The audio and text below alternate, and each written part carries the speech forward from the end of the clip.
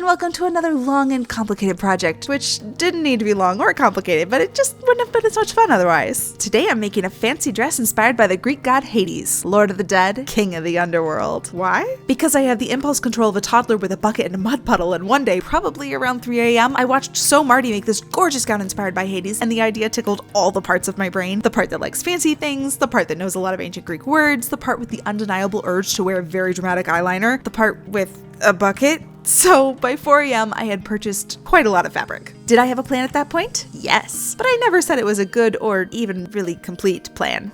Let me try to explain while you watch me put together the base skirt. I'll throw some text on the screen when it's completely unclear what I'm doing. I knew I wanted this dress to be black and gold and very shiny, but also organic and earthy. And if I had not found this particular fabric, this project probably wouldn't exist. I was a classics major in college, specifically a classical philology major. So for 4 years, I spent a lot of glorious nights huddled over my desk like a gremlin, muttering through text written 2,000 years ago that 2 of my 3 roommates probably thought would call forth hellhounds or bring skeletons back from the dead. The 3rd roommate also summoning things.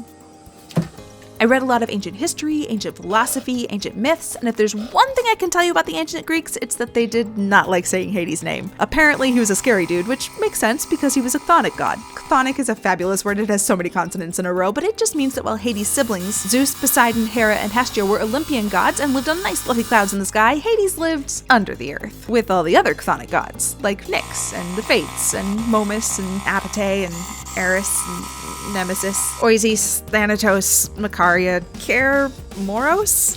You know, all the happy people. Also Demeter, because apparently farming is scary, and, you know, when she gets lonely, she kills all the plants and throws the whole earth into a snowy, icy, wintry death. So, yeah, she belongs there. Anyway, Hades' name, terrifying. They called him pretty much anything else they could think of that described him. Agesandros, Pulartes, Paludectes, Aidonios, Eubolios, Clymenos, Zeus Katakhthonios, and my personal favorites, Pluton and Plutodotes, the wealthy god and the one who gives wealth. Because pretty much everything valuable in the ancient world, fruits, vegetables, salt, copper, iron, gold, sapphires, lapis lazuli, came from under the ground, so it was reasonable to assume that Hades had more of it than anybody else. And it was reasonable for me to want to make the skirt look a little like raw gold, fresh out of the earth, luxurious and ancient, and I think we can all see what I'm going for here. Hang on, I just have one thing I need to do.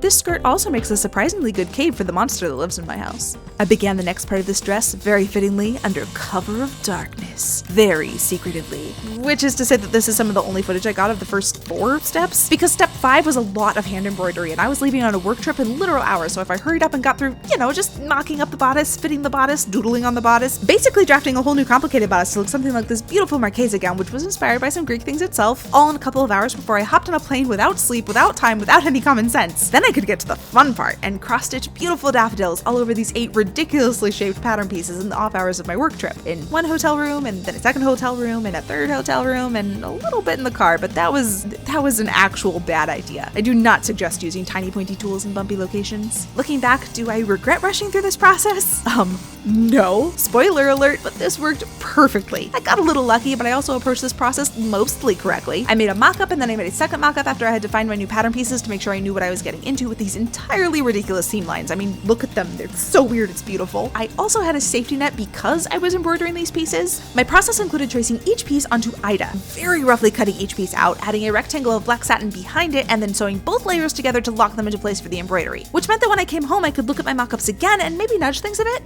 I didn't really, but the bad news. I did this entire process in such a rush on so little sleep that it's all just a very hazy moment that I'm pretty sure I lived through, but a helpful and talented alien could have taken over my body and done it for me. I have so little memory of the work. And then I spent a lot of hours investing more work onto a foundation of that work when I really couldn't remember if I had done it well or not. There was some concern, some anxiety, some intermittent disquietude and dread. Now, did I actually make mistakes that night? I made 3 of them. Was I able to fix my mistakes?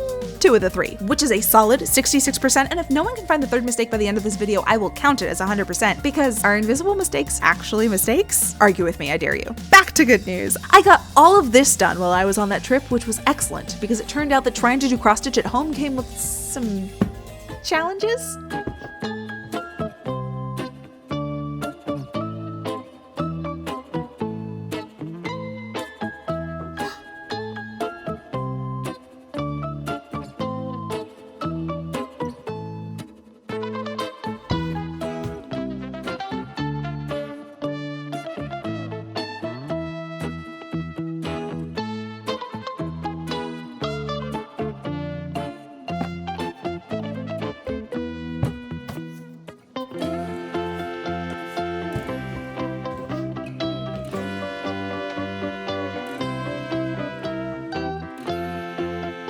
So we worked through that, no one got hurt, and I finished stitching 14 little daffodil patches. I didn't time myself, but I'm guessing I averaged about 4 to 5 hours for each flower, so I was officially a little less than almost halfway through the embroidery. I'll let you do the math while that sinks in. Yeah. So you might have noticed by this point that my bodice has some faces. Little danger noodle faces. That Marquesa bodice is stunning, but I planned for mine to look more like 3 friendly snakes were giving me a hug, which meant that all of this blank space needed to be covered with snake scale. I came up with a couple different repeating patterns, landed on this one, and I started stitching away in this red brown thread that matched the center of the daffodils exactly, and I stopped because I thought it was going to look subtle, but it just looked dull. I actually laughed when I saw how grumpy I looked on camera here. My face is doing so much work, but I knew I was about to make a very right decision, which was also going to be so wrong, because if I wanted to make this match what I had imagined, I needed to stitch all the scales in gold metallic thread, which I had used very sparingly in the daffodils. Sparingly because, well, when a friend of mine saw me using it, she immediately said, "You have the demon thread." Plain cotton embroidery thread glides through satin. Metallic thread, which is in fact a metallic filament wrapped around a cotton thread with a secret desire to bunch up, break free, and destroy all happiness in the universe, does absolutely everything except glide. It struggles. It limps. It actually growls. And it forces you to work very slowly. It didn't occur to me until about halfway through this that they make snakeskin fabric. Very pretty and weirdly useful in this case, but this is what I did, and I'm incredibly happy with it. It did take an absurd amount of time though, so let's watch some repetitive and very satisfying stitching and have a little chat about literally anything else. I don't know, you're probably wondering why I covered this dress in snakes and daffodils. Probably wondering a little bit more about the daffodils than the snakes because, I mean, snakes really do seem like they get along with the king of the underworld. They're both a little lethal, they both hang out in creepy dark places, they both live underground. The ancient Greeks saw it too, though they probably would have told you that screech owls match the king of the underworld better, but I like snakes. I was born in the year of the snake. I think snakes are very cute. I like owls too, but I haven't been able to look at them the same after someone showed me a picture of their legs, so now daffodils. I was so excited to include daffodils because they are very much the right color for this project, and they also feature in 2 relevant myths. First, they're the flowers that Hades' wife Persephone is out gathering when Hades first sees her and falls in love with her, and they are so sunny and beautiful just like Persephone, and that just gives me the warm fuzzies. And second, the story of Narcissus, who fell in love with his own reflection and wasted away staring at himself in a river and now spends eternity sitting on the banks of the river Styx, the river you have to cross on your way to the underworld, still staring at himself after being turned into a narcissus flower, which is also known as a daffodil. And the idea that the banks of the river Styx are lined with daffodils? That sparks joy. I finally finished my snake scales, and this piece, the biggest piece, ended up taking me 16 hours. This piece only took me 8 hours. This only took me 4 hours. 9.5 hours? 9 hours. 8 hours. 6.5 hours. And this one, well, it took me a lot longer than it should have because I was watching The Last of Us while I was working on it, and I had to take a lot of breaks because, well, pro tip for the apocalypse, needles and zombies are both ouchy and they don't go well together. And before you go thinking that I got through all 50-something hours of that without any challenges,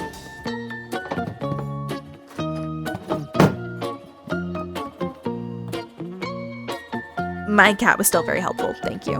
But after that, it was time to move on to my final slow and massively repetitive task of this project, removing all the eye. I cut off all the extra around the embroidery and began pulling the rest out from under the stitching, 1 thread at a time.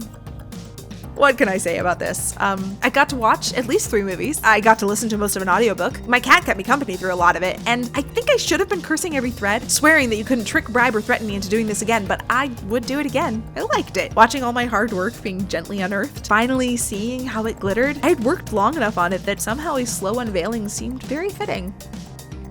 So I'm just sitting here with the 8 fully embroidered pattern pieces that I have spent 2 months embroidering. And the next step is to cut them out. Do you want to guess how long I've been sitting here?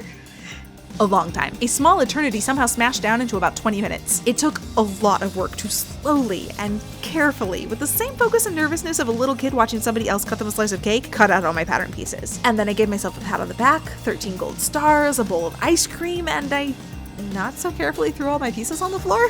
I decided to line the bodice twice, a flat lining and a bag lining, because what this dress really needed, just to finish off that feeling of that dark and twisty underworld, was to be even more complicated. I cut the first lining out of this blue light canvas, just really roughly cut it out because I make the rules around here. Then I pinned each embroidered piece flat against the canvas and serged them together at the edges, and yes, I did use my serger to cut the canvas to the correct size because I make the rules around here. This lining is going to do two things. One, despite how much the back of the embroidery pleased the little goblin side of my brain, that was a lot of stringies that I would rather were not running loose and getting themselves into trouble, so this flat lining locks it all up. The embroidery also sort of stiffened the satin in a very wobbly, half-hearted sort of way, and I didn't like it hanging out in a weird in-between space, so I added the canvas and that forced it to decide on a shape. It was finally time to start putting the bodice together. Nope, it was time to cut some tiny yellow noodles on a diagonal to make them stretchy, sew them together into one long noodle, then fold it in half around a cord and make what all the grandmas are calling piping. It's very cool. Super not new. I pinned and hand-basted the piping to the edges of this piece and most of the edges of the others. The decision-making process here was, well, you pipe places, make good choices, double piping bad, so no guts, no glory, just go with it. And then I got out the paper pattern pieces that I had not touched since that one dark night, and I realized that the alien that took over my body was a very smart alien, because I didn't put any alignment markings on the embroidered pieces, which would have told me how to put everything together correctly, but somewhere in that magnificent fever dream, the alien marked them on the pattern, so I transferred those markings with pins, matched them up, and pinned the biggest piece to the next biggest piece, then braced myself with a smile and a thumbs up. Because, well, I did just say that the alien who made this pattern was very smart, and finding those markings was so encouraging. This was a new moment. It was the moment where this project was either going to come together into an absolute serpentine success, or immediately devolve into an unexpectedly longer story. And it had already been a long story. I put most of the pieces together, then took a very slight pause to cut out the second linings for both the Danger Noodle face pieces and the shoulder strap. Then I pinned one face piece on and sewed it, and pinned the second face piece on and sewed it. Then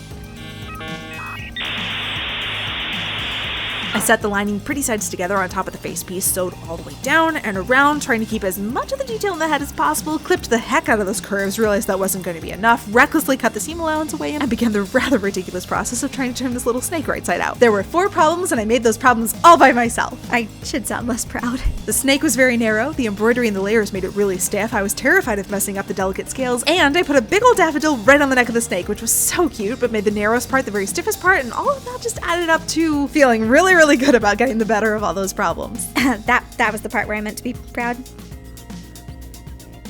The face is a little bit rounder than I had intended, and I had a second snake to sew the lining on, trim down, and struggle through turning right side out. Right. But I didn't need to line the third snake head, which was a relief. I just sewed it into place, kind of stacked on top of another piece, and it was a lot easier to line and turn the shoulder strap right side out. I even managed to pull a little magic trick with some hand sewing and turn these little bubble heads into something sleeker. Confession, at absolutely no point in the mock-up process did I include the shoulder strap, because I had to save time somewhere, and shoulder straps just seem like the sort of thing you can slap on top. So I safety pinned the strap where I thought it was supposed to go, and now we have to see if that's a good spot for it. I tested it out and it was not the right spot, but I moved it and then sewed it on. Then I sewed on the final piece of the bodice, which was just this teeny tiny little piece that needed to exist to finish a curve from the other side of the zipper, but I ended up cutting away more than half of it because it was just covered by the shoulder strap, and I lost this daffodil in the process. I never thought it would come to this. I don't know what to do with it now.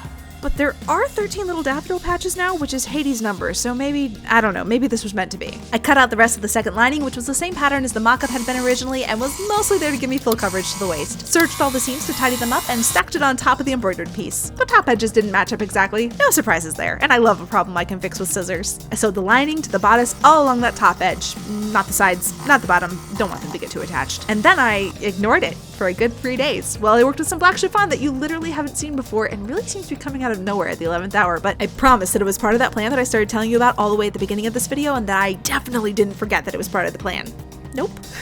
We've gone over the earthiness, the raw gold, the snakes, the daffodils. The only thing left is the shadows. And I was really excited to emphasize the rich and the shiny side of Hades with this dress, excited to tell you about him as the wealthy god, the generous host, the king of his domain, but he is still king of the Underworld. Host for the dead. Wealthy because of all the precious things that grow in the dark, under the earth. So you really can't take him out of his shadows. And I know I made the whole dress gold and black, so clearly I have kept those shadows in mind this whole time, but I did want to play with it a little more than that. And some basic black chiffon, a floating see-through fabric that just loves to invent ways to misbehave, that just felt right. Plus it gave me the chance to include a bit more of that classic Greek draping, so I cut 7 skirt panels using the same pattern as the raw gold skirt, just a little shorter and cut on the fold so the top edge of the skirt is actually way more than double the length of my waist. I serged all the sides together, then ironed them open, folded each seam back on itself, and sewed them again so that even even that serged edge was locked away because chiffon frays. Every time you touch it, every time you look at it, every time the breeze sneezes at it, and this was probably overkill, but I guess I just wasn't playing games that day. I left a slit in the front of this skirt just like the other one, so I hemmed that up, then sewed a nice long gather seam all along the top edge. Gather seams are quick and easy. You're not sewing anything together, just sewing an unbroken line of the biggest stitches your machine can possibly dream of, and then when you're done sewing, it's actually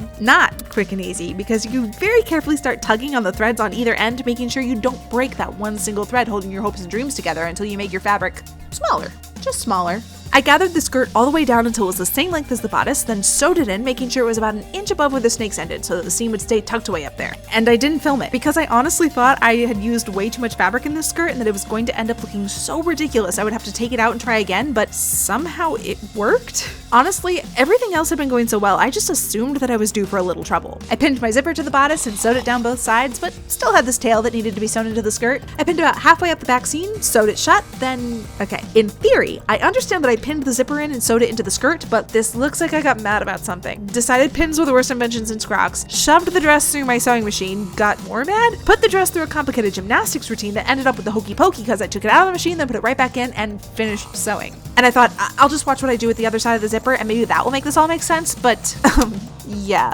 that wasn't going to clarify anything, but whatever this was worked. And trust me, I am just as shocked as you are because zippers are temperamental, but apparently the secret to sewing them in correctly on the first try is some mix of wrath, gymnastics, and a cat. That does not sound as absurd as I thought it would. I pinned the lining to the inside of the zipper and hand sewed it in nice and smooth. Then I gave the hem a haircut. I started out using a ruler. I didn't finish using a ruler. I searched the hem and I may have gone a little too fast. I don't think my machine should really be scooting across the desk like that. Then I folded the edge up by just the tiniest little bit and sewed it, then folded it up one more time, and my cat has always surprised me with how much he is not scared of my sewing machine. Like, he's scared of the doorbell, toy pianos, oranges, baby car seats, whatever ghost was in my husband's shoe the other day, but not the loud stabby machine on my desk. But I'm scared of it for him. So I would like to say that I finished off the hem, and I did, but the next morning, because it was way too late at night to have a conversation with my cat about dangerous places to put his nose. The next morning I also sewed about an inch of thread chain between the two danger noodle faces to keep them in place, and for my very last trick, I took a leftover rectangle of my chiffon, serged it on all four sides, folded each edge in twice and sewed them down, paused to show off how pretty those edges ended up. Like, for fabric that I swear can twist reality to get itself into squiggle knots, it's so clean. I sewed a gather thread through just the middle of the top, or two gather threads because it's chiffon, misbehaving. Cut a little rectangle of satin, origami ironed it until all four raw edges were tucked inside, marked the center of my new weird little taco, marked the center of my chiffon, matched them up, then gathered the chiffon down as much as chiffon will gather, which is very much a lot, sewed my little taco shut around it, added 5 hooks, then 5 matching thread loops to the underside of the bodice strap, and slipped the hooks into place.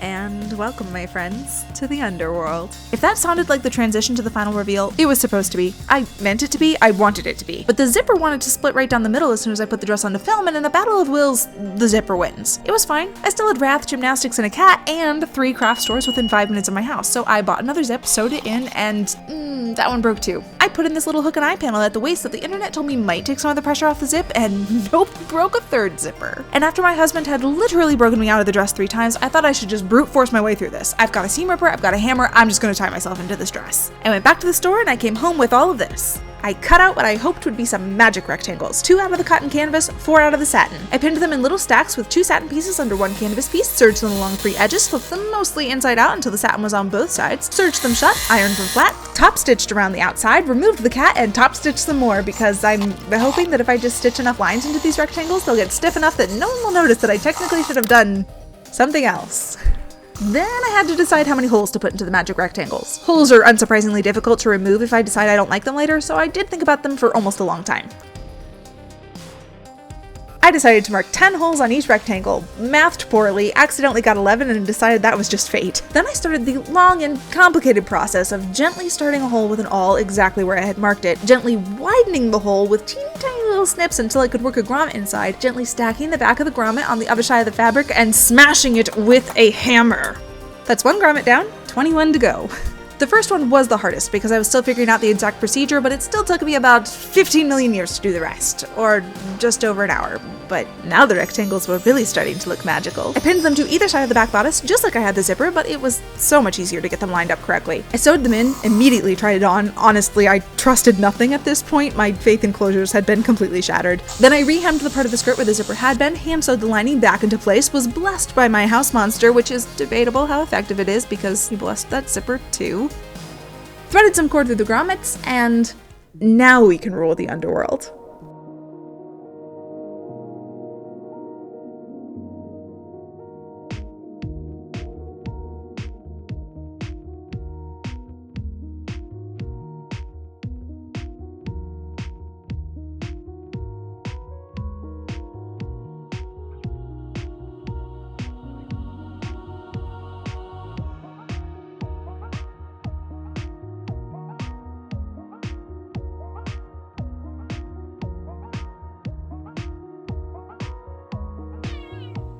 Hi!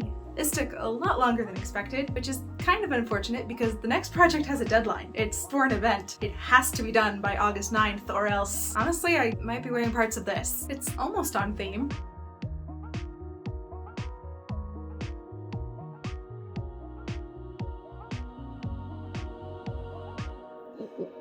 Oh,